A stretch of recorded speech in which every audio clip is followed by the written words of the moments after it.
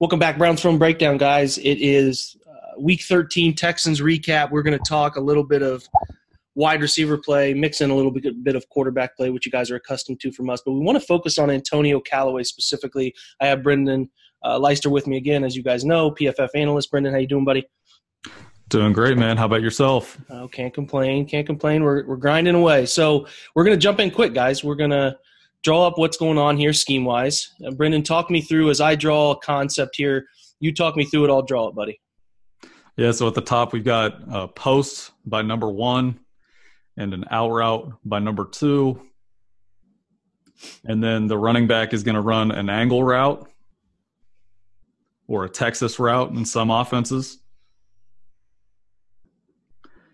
And then on the other side of the formation, they're going to run levels. So it's a 5-yard in by the number 1 receiver and a dig by the number 2 receiver.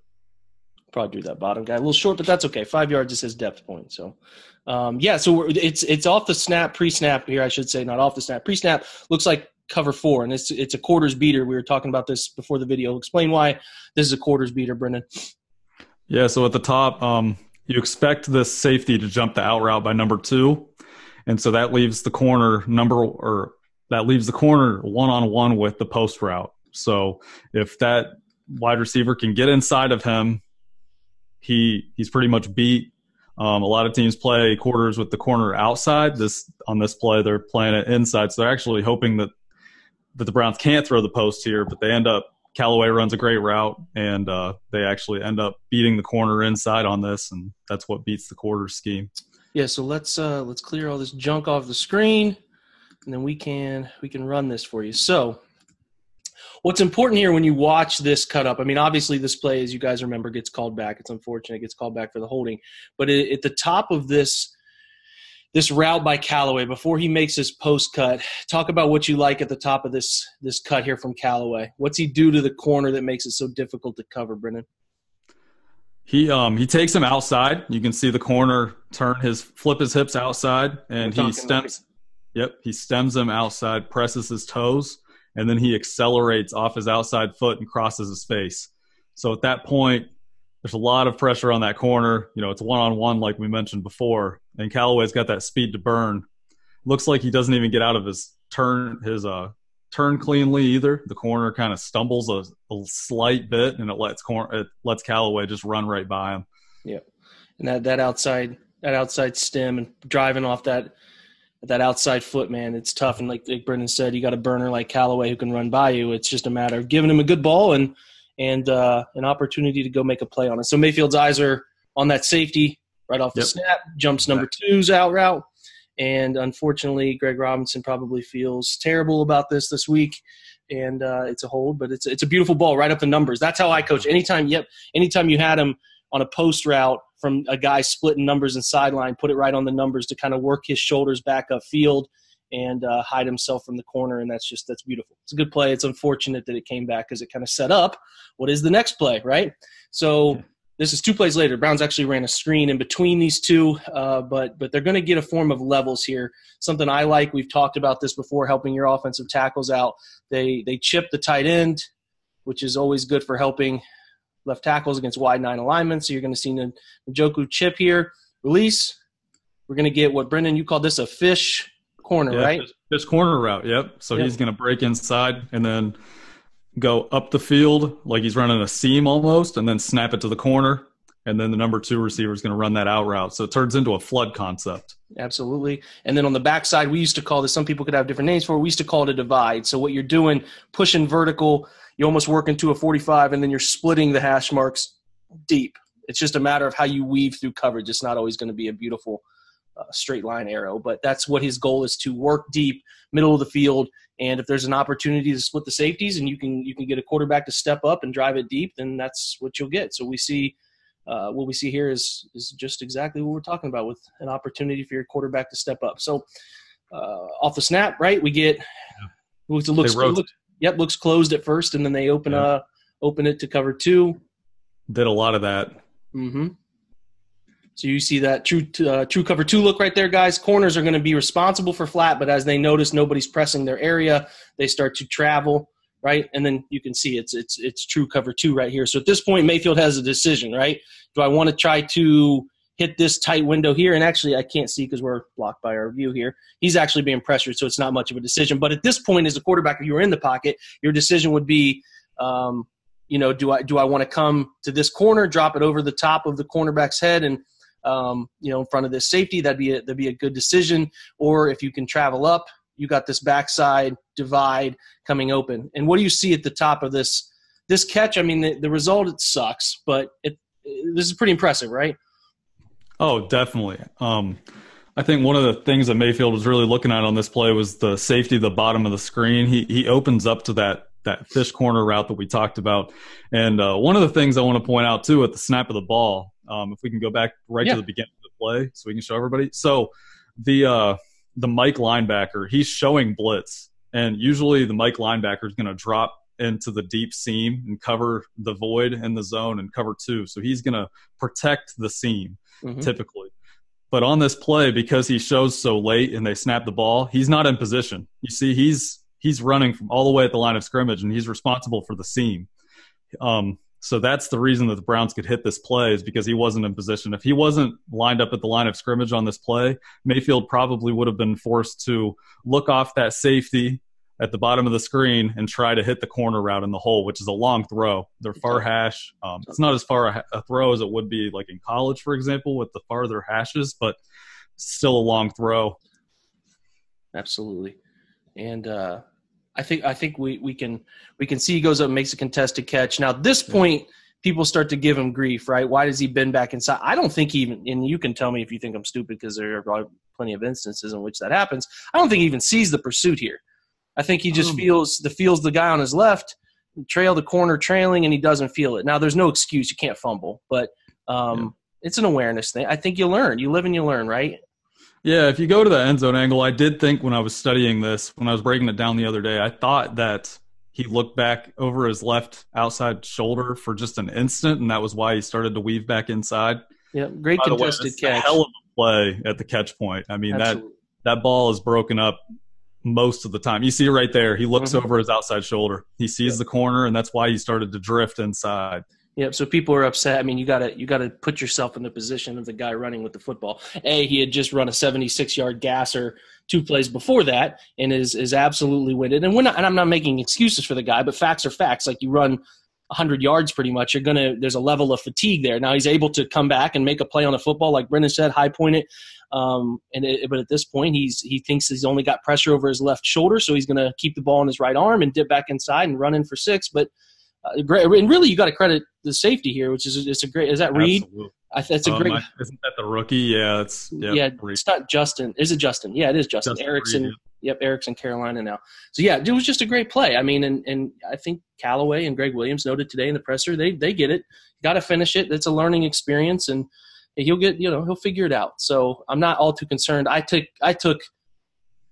felt better about Callaway after that game, or this game, and we got one more play to break down. But just personally, I felt better about him than I did going into the game. I thought he made some plays and was effective, and especially making those home run plays that we want him to do in his role here in Cleveland. So the last way we're going to break down is actually it's interesting. It's not really focused on Callaway so much as giving you guys a glimpse for. We had a lot of questions between Brendan and myself this week. We seem to get tagged in a lot of these questions. Is Mayfield holding on to the ball too long? Why is he pump faking? And there's sometimes a reason that you can't see on the TV angle, right? The TV angle is going to give you this, what we call, it's a 10-yard window. It's not the tackle box. Tackle box is in here, but it is giving you only this very brief window right here, and you can't see what safeties are doing. And as the play is snapped, you're going to get an even tighter view of the quarterback in the pocket, and you can't always figure out what he's looking at. So what we have going on here, Brendan, walk me through routes, and we'll try to explain why Mayfield's pumping this ball. Yeah, so at the top, again, we're going to have a fish corner by number 1 receiver. It's going to turn into a circus concept. So it's fish corner by number 1. And then number 2 is the running back, I believe. No, is he going to slam release the number 2 receiver? Let's check. I know he is going to chip. Yep. So he slam releases that defensive end to help Greg Robinson out for an instant, and then he releases to the flat. So you've got a high-low on the corner right there. Mm-hmm. And then on the backside, they've got a shake route or a post corner route by Callaway. So what looks like one. We actually aren't 100% sure exactly what the route is here, but what it looks like is a shake or a post corner. Yeah, we're going to kind of draw this right here for what we think could have happened as opposed to what did happen. Just sort of a harder break. And then I think, does Njoku stay in block? I think he does. I think he like check releases, okay. I believe. Someone check releases. Yes, he does. Well, they're helping out both tackles, which is good. He chips and then he gets the flat. So it's another high-low on the corner. Absolutely. Cover 2 again, and you can see here the difference. The Mike from depth. He's not at the line of scrimmage this time. He's covering that deep middle hole. So on this play, for example, that post would have been taken away, the divide route.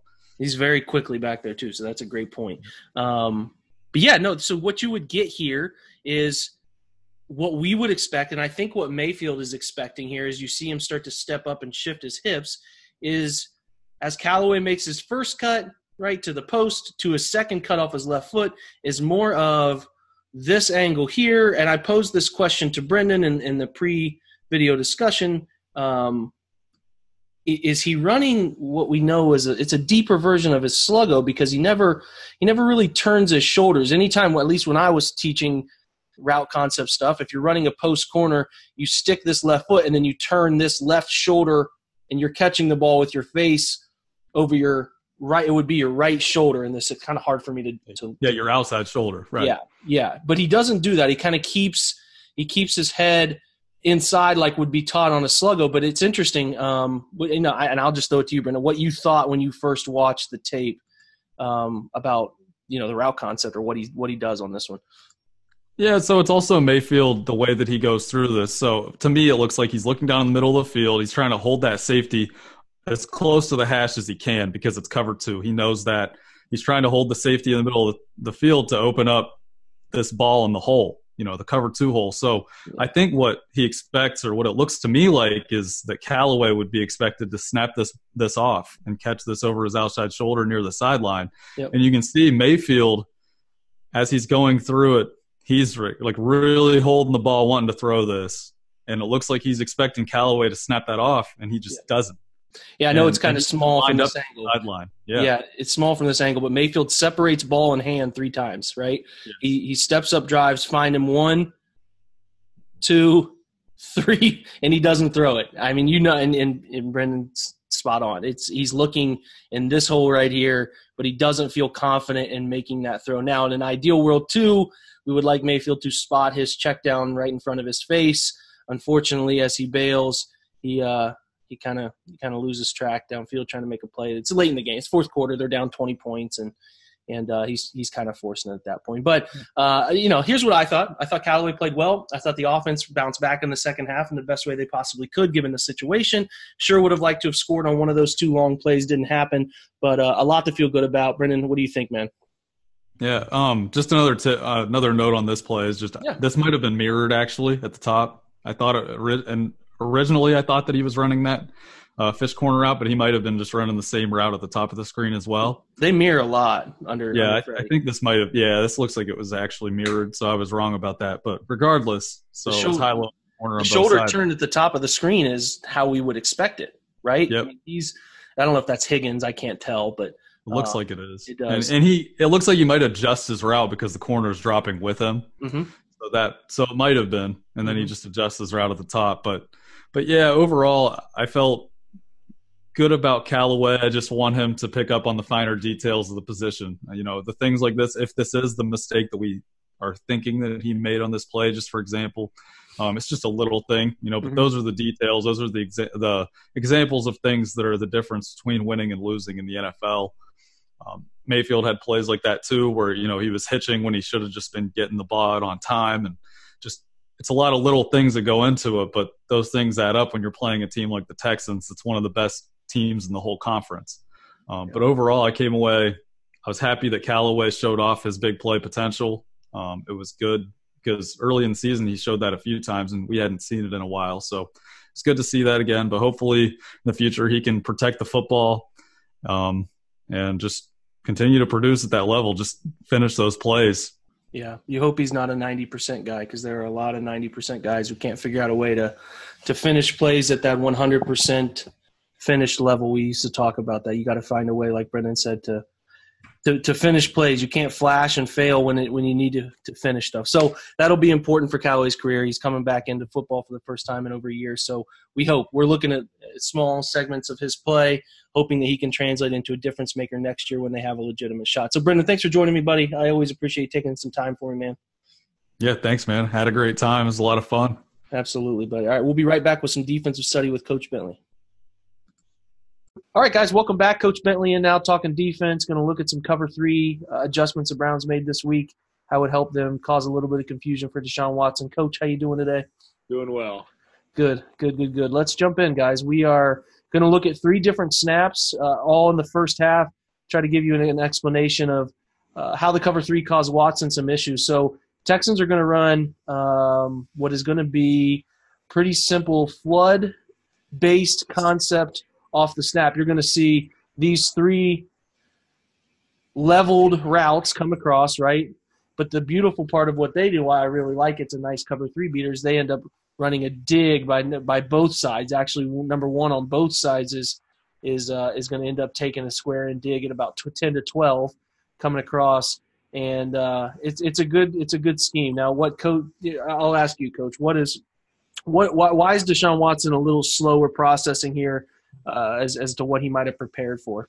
Well, as I watched the film, and we've seen too, that the Browns have run so much Cover-2 all season long. They've run varieties of Cover-1 with blitz game, or what I call rat, with one underneath zone dropper and one deep dropper in the middle of the field.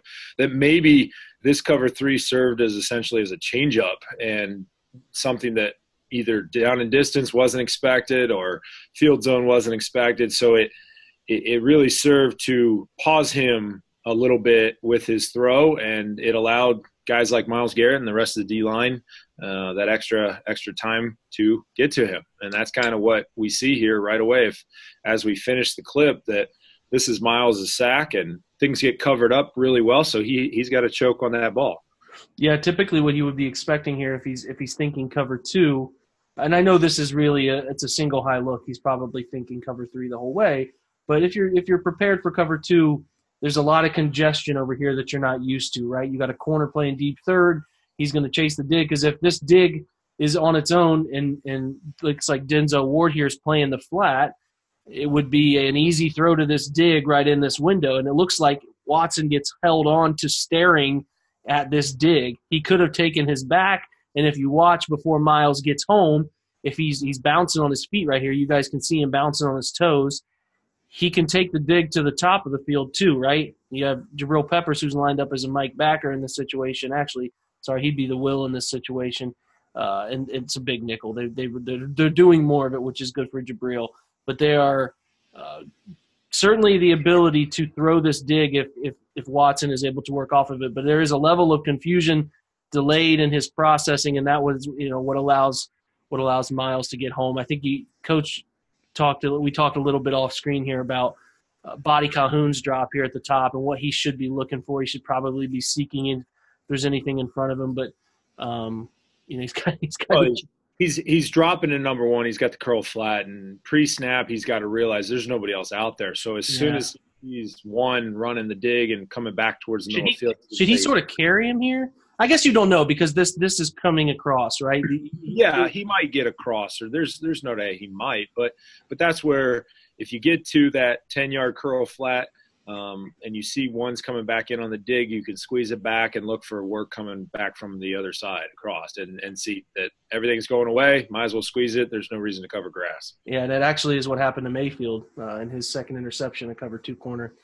Decides to squeeze that curl route right in the window, and that's what gets picked off. So, yeah, I like it. It's a good adjustment. The Browns playing a little more Cover-3 down towards the red zone. They've been playing a lot of that red 2 stuff, Cover-2 base down here. It was a good switch up. So we'll jump to play 2 that's going to take a look at I don't know. We'll just say I'll jump to play 2. 3, 2, 1. Okay, so we're going to jump to play 2 now. Okay, going to jump forward to the second quarter here, which is okay because it's going to illustrate a similar point with their Cover-3 switch that we saw earlier. So Texans are going to run pretty simple stuff. They're going to mirror this concept on both sides. Going to take each number 1 and run about a 10-yard out. It's going to mirror on both sides. You're going to get chips on these defensive ends, and you're going to get a release both sides by number 2. Slow down these ends and release. How offense coordinators try to help out tackle play, right? So that's what you're going to get. Browns are going to be just base cover 3. You're going to have Kindred up here in the tackle box, right? And you're going to have your 3 linebackers. So let's take a look at what they do. And talk to me about depth, Coach. What linebacker depth did it look better? What in these situations, how does it look to you? Well, the thing I liked about it, the thing that stood out to me was in general, they're not getting as much depth. Now, this play, we see Schobert gets out of there pretty well.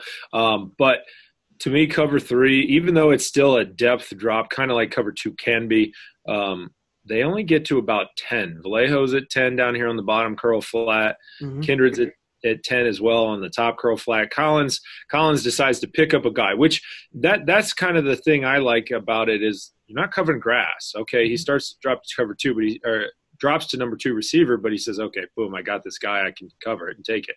And that's good. Like I said, Schobert, I think, is a little deep. He's there. Maybe it's his cover 2 habits that he just gets out of there so fast that he's trained to do that. So, that's the thing. Everything's covered. Even Kindred, if you consider, like, say, Kindred's up there with that tight end of the flat to the top, if they've got everything covered, that gives that defensive line that extra snap, or extra time to get to Deshaun Watson. And if they can do that like the last play, then we don't have this problem. Kindred doesn't have to rush up to go get Deshaun Watson. And, of course, then once he does that, the flat route, the tight end's open on the sideline. So, right, that's the thing. Defensive linemen, it's so important to keep the pass rush lanes. And we see a little twist going on with Ogunjobi and Coley. And Larry has them. I mean, you can't ask for a better situation, right? Yeah, and that's where I've come to realize that sacks essentially, unless you just beat the lineman off the ball, most sacks are essentially covered sacks because the quarterback has to hold on to the ball and doesn't know where to go with it. And that's, I think, why there's been a shift, or there should be a shift, that you need better coverage players. I know you need to get after the quarterback, and that always helps, but in terms of priority for building winning football teams, coverage players are a bigger priority in the modern NFL game than, with the coordinators' abilities to be creative and get the ball out fast and do different things. You need guys to cover to get, like Coach said, that extra second so that 95 here and 90 off the edge can get home, or this twist stunt can make an impact. Right here, play is made, but Deshaun Watson's a really good athlete and, puts his foot in the ground and makes a miss. So point here being great coverage. It does the job. You're really winning coverage by making him get out of the pocket. You just got to finish the play. And linebacker depth helps, right? It's helping them sort of eliminate those early answers. Keeps him in the pocket and forces him, and then he puts it on the shoulders of the D lineman as a team game to say, here, you finish him off. Absolutely. All right, we'll jump to play 3. Okay, so as fun as the first 2 clips were, clip 3 is going to be frustrating. I've had a lot of people ask me about this clip. It's 3rd and 12. Browns are in a great situation. They are showing just a typical cover 2 shell pre-snap. You can always tell pre-snap based on distance between safety and corner, right? If they're on the sort of same plane with 4 guys, you're thinking cover 4. But in this situation, it's pretty clear cover 2 with corners playing flat responsibility. Something we've seen a lot of this year. Right? And, the Texans just take full advantage of it. I think their game plan is going to tell them that in situations where the Browns are in deep distances on defense, they're going to line deeper and they're going to bail quicker. And this is a beautiful scheme by Houston. So let's talk through it. On a positive note, I like that they showed the cover 2 shell and continue to disguise as a little bit more than they were early in the year. Yep. But yeah, you mentioned it right there. I mean, you look at our linebacker depth. I mean, goodness gracious, the ball's on the 32 and they're at the 39-40 pre-snap, and that's already 7 yards off, almost 8 yards off. They get to a total of 14, and they run 4 verts. Houston ran 4 verts and had a little check down, what I call V route out of the back, I believe. Yep. And yeah, just that guy made people miss. I mean, he was good back. To me, here's what my thought process would be, and I don't know. I like I said, I only coached the offensive side of the football, but if I know I have a robbing safety here and I'm Jamie Collins, why on earth? I get he's got to make collision here. I get it. You don't want the ball to be thrown right off the snap to number 2's vertical. But in this situation, if you pause it when he's like we're running two, like we're running two here with nobody eyes on it. It's the same with Schobert. I don't know. It's just maybe it's a break. It could just be a blown assignment. Somebody could have been pegged with being home. I don't know, but could have been. If you take it back to the pre-snap or so, I mean, you notice the thing, and this kind of drives me nuts. I 3rd and 12 situation, they're thinking, okay, get back, get deep. But I think the way they do it, not only do they get so much depth at 14 yards almost, they do it kind of lazily. Yeah. Let's look. The end zone views are good for that one, so let's look at that. They're not really the knees aren't bent, the hips are down. They're just, Jamie's just kind of hopping back, a little shuffle-ish type action. And same with Schobert. You can see it. It's just kind of open and shuffle. And it's just real – I guess it's just lazy. It's just lazy and to me. And if you open and sprint to a depth, whatever depth, even at 14 yards, if you open and sprint to the 14-yard depth, which seems a little deep to me still, but you can react. You can settle your hips and your feet and get redirected, get your shoulder square back to the line of scrimmage. You can maybe see this a lot sooner and respond to it. And I would agree. Your feet are active, your head's active, and you can get there when you need to get there. But otherwise, it's unfortunate. Like we said, we don't have the call sheet. We don't know what Greg called here. It could be somebody was tasked. Like if you look pre-snap, I'm not sure if we'll be able to see it from this view, but Collins is actually turned around looking at I think it was Demarius Randall's his play side safety here, and it just needs to be some communication. I've never seen a defense drawn up that has nobody responsible for the second level middle of the field at any point. Like unless it's lockdown man to man, like cover 0, like that kind of stuff, cover 1, that situation arises. But this is not a cover 1 situation, right? They're playing true zone concept. It's cover 3. Somebody has to be responsible for this middle of the field, and they blow it here, And that's something you look back at that game, and I think our offense had 5 plays in the first quarter. And that's something right there. 3rd and 12, get off the field. Yep. That can shorten those drives and get us maybe back in a groove, keep us from being what was this 3-0 first field goal, and then the second series was a touchdown to put it at 10. This one led to a touchdown, actually. Yeah, and that's exactly – we could be down 3-0 here and give the offense back and get them moving a little bit and give us some break time, give us a rest on the defense. I agree. It'll be very interesting because Carolina plays with Christian McCaffrey. They're going to get him the ball as frequently as they can. He's a modern-day Marshall Faulk. He's got 80 catches. There's 4 games left in the year. Guy's almost got 1,000 yards. He's going to end up with 1,000 yards in both aspects. So I expect with Cam Newton's shoulder, they're going to be trying to get the ball to McCaffrey on as many of these routes as possible. Browns linebackers in coverage in terms of zone concepts are just going to have to play forward and try to do the best they can against McCaffrey. I would hope that they give Jabril Peppers an opportunity to cover him one-on-one as often as they can, try to get somebody with a little better wheels. But we shall see. I think that will be a big key against Carolina. Hopefully, like Coach said, we can come back, have a victory podcast here next week and break down some sound defensive coverage. But until then, Coach, thanks for joining me, buddy. No problem. Thank you. All right, guys, we will be back next week. We'll probably do both sides of the football again. Otherwise, we have a couple podcasts up. We'll come to you with a podcast Sunday night into Monday morning right after the game. Hopefully the Browns, like we said, get back on track, get a win over Carolina at First Energy Stadium, guys. Go Browns.